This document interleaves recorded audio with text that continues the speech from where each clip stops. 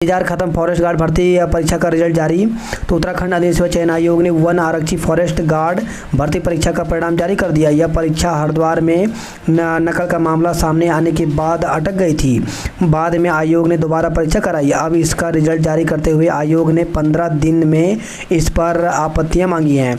आयोग ने फरवरी 2020 में फॉरेस्ट गार्ड पदों की लिखित परीक्षा कराई थी। 188 परीक्षा केंद्रों पर लगभग 1 लाख उम्मीदवारों ने परीक्षा दी।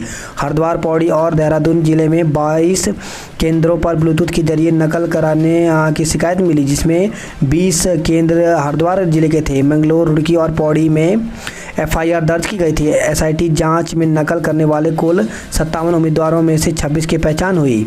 आयोग ने हरिद्वार के 7 केंद्रों पर इस साल फरवरी में दोबारा भर्ती परीक्षा कराई थी, जिसके बाद 27 जुलाई से 29 जुलाई के बीच देहरादून और 3 व 4 अगस्त को हल्द्वानी में शारीरिक मापजोख परीक्षा का आयोजन किया गया। इन सभी के आधार पर आयोग ने सोमवार को रिजल्ट जारी कर दिया। आयोग के सचिव संतोष बड़े ने कहा कि जिन उम्मीदवारों को रिजल्ट पर आपत्ति है वह 15 दिन के भीतर आपत्ति दर्ज करा सकते हैं। आबकारी व प्रवर्तन सिपाही की दूसरी सूची जारी। तो अधिसूचना चयन आयोग ने प्रवर्तन सिपाही और आबकारी सिपाही भर्ती के तहत सोमवार को दूसरी प्रोविजनल मेरिट लिस्ट जारी कर दी। इसके तहत दोनों पदों के लिए दस्तावेजों का वेरिफिकेशन 17 सितंबर को किया जाएगा। आज जारी होंगे सहायक समीक्षा अधिकारी परीक्षा के एडमिट कार्ड। तो अधीन सेवा चयन आयोग की ओर से मंगलवार को सहायक समीक्षा अधिकारी लेखा और विभिन्न विभागों में सहायक लेखाकार भर्ती परीक्षा के लिए एडमिट कार्ड जारी किए जाएंगे। यह परीक्षा कंप्यूटर आधारित होगी, जो 12, 13 व 14 सितंबर को होगी। परीक्षा देहरादून के 6, हरिद्वार के 3, पौड़ी के 2, चमोली के 1, उत्तरकाशी के 1, हल्द्वानी के 4, अल्मोड़ा के 1, पिथौरागढ़ के 1, पिथौरागढ़ 1, चंपावत में 1 व बागेश्वर में 1 केंद्र पर होगा। जल्द शुरू होगी 250 से अधिक पदों पर भर्तियां। तो प्रदेश में जल्द ही 250 से अधिक पदों पर भर्ती शुरू होने जा रही है। उत्तराखंड अधिसूचना चयन आयोग इसकी तैयारी कर चुका है। आयोग के सचिव संतोष बड़ोनी ने बताया कि भर्तियों के लिए तैयारी शुरू हो गई है। सप्ताह भर में इसके लिए आवेदन प्रक्रिया शुरू होंगे। इसके तहत ITI में कर्मशाला अनुदेशन के 120 पदों पर भर्ती की जाएगी, जबकि कृषि एवं उद्यान विभाग में सहायक कृषि अधिकारी व उद्यान पर्यवेक्षक के 140 पदों पर भर्ती की जाएगी।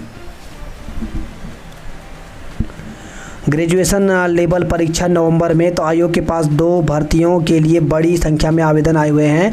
इनमें एक भर्ती परीक्षा ग्रेजुएशन लेवल की है, तो दूसरी परीक्षा 12वीं पास युवाओं के लिए। 12वीं के स्तर की भर्ती परीक्षा के लिए 26 अक्टूबर की डेट तय है।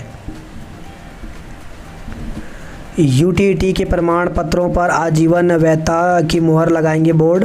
तो उत्तराखंड अध्यापक पात्रता परीक्षा UTET प्रथम और द्वितीय के प्रमाण पत्र अब 7 साल के बजाय आजीवन वैध माने जाएंगे। यह वैधता 11 फरवरी 2011 से लागू मानी जाएगी। UTET प्रमाण पत्र धारकों भी बोर्ड में आवेदन कर कागजों पर आजीवन वैधता की मुहर लगवा सकते हैं। उत्तराखंड में करीब 70,000 से अधिक UTET प्रमाण पत्र धारक हैं, जिनमें कई अभ्यर्थी ऐसे हैं जिनके प्रमाण पत्र की वैधता समाप्त हो चुकी है। उन UTET धारकों के मन में सवाल है कि उनके प्रमाण पत्र की वैधता जीवन कैसे मानी जाएगी। ऐसे में उत्तराखंड विद्यालय शिक्षा परिषद इन UTET धारकों के प्रमाण पत्रों पर आजीवन वैधता की मुहर लगा रहा है। यदि कोई युवा आवेदन नहीं करता तो वह बोर्ड की वेबसाइट से आजीवन मान्यता देने वाला शासनादेश डाउनलोड कर सकता है। शासनादेश की कॉपी भी मान्यता रहेगी। प्रदेश में जल्द भरे जाएंगे रिक्त पद। मुख्यमंत्री कहा 22 से 24,000 पदों पर नियुक्ति प्रक्रिया शुरू कर दी गई है। टैबलेट देने की बात भी दोहराई। तो मुख्यमंत्री पुष्कर सिंह धामी ने कहा कि प्रदेश में 22 से 24,000 पदों पर नियुक्ति प्रक्रिया शुरू कर दी गई है। पदों को जल्द भरा जाएगा। कोरोना काल के चलते सरकारी सेवा में अधिकतम आयु पार करने वालों के लिए 1 साल बढ़ाया गया है। उन्होंने कहा कि भाजपा सबका साथ, सबका विकास और सबका विश्वास की नीति पर काम कर रही है। कोरोना काल में देश के 80 करोड़ लोगों को मुफ्त राशन दिया गया। रेमजे मैदान में हुई सभा में भारी भीड़ के मौजूदगी से गदगद मुख्यमंत्री पुष्कर सिंह धामी ने कहा कि युवा और उत्तराखंड की रीढ़ है। उत्तराखंड राज्य के युवा भी हैं। 9 नवंबर को उत्तराखंड राज्य के 21 साल हो जाएंगे।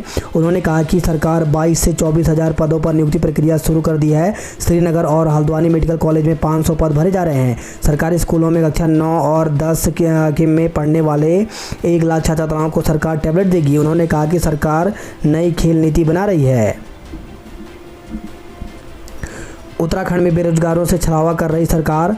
तो युवाओं के दम पर सत्ता में आई सरकार बेरोजगारों से छलावा कर रही है। रोजगार के नाम पर विभिन्न विभागों में पहले पद निकाले जा रहे हैं और फिर आवेदन के बाद उन्हें निरस्त किया जा रहा है। हैरानी की बात यह है कि आवेदन निरस्त होने के बाद बेरोजगारों की आवेदन फीस तक नहीं लौटाई जा रही है, जिससे हजारों बेरोजगारों के सरकार पर लाखों रुपए बकाया हो गए हैं।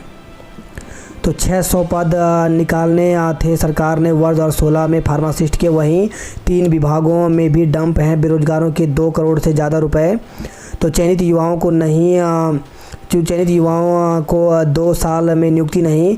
तो परिवहन निगम में तो परीक्षा उत्तीर्ण कर चुके युवाओं के साथ भी छलावा किया जा रहा है। अधीनस्थ सेवा चयन आयोग ने रोडवेज के विभिन्न तकनीकी पदों पर परीक्षा के जरिए युवाओं का चयन किया था। करीब 24 युवा विभिन्न ट्रेड के लिए चुने गए। वर्ष 2019 में विधिवत चयन के बावजूद रोडवेज नियुक्ति नहीं दे रहा है।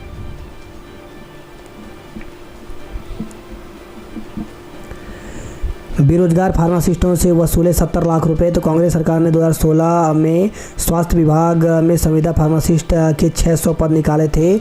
12,000 रुपये मानदेय वाले इन पदों के लिए 7,000 के करीब बेरोजगारों ने 1,000 रुपये आवेदन फीस के साथ आवेदन किया, लेकिन भाजपा के सत्ता में आते ही इन पदों को निरस्त कर दिया गया। पद निरस्त हुए 4 साल से अधिक का समय हो गया, लेकिन अभी तक बेरोजगारों की आवेदन फीस वापस नहीं लौटाई गई।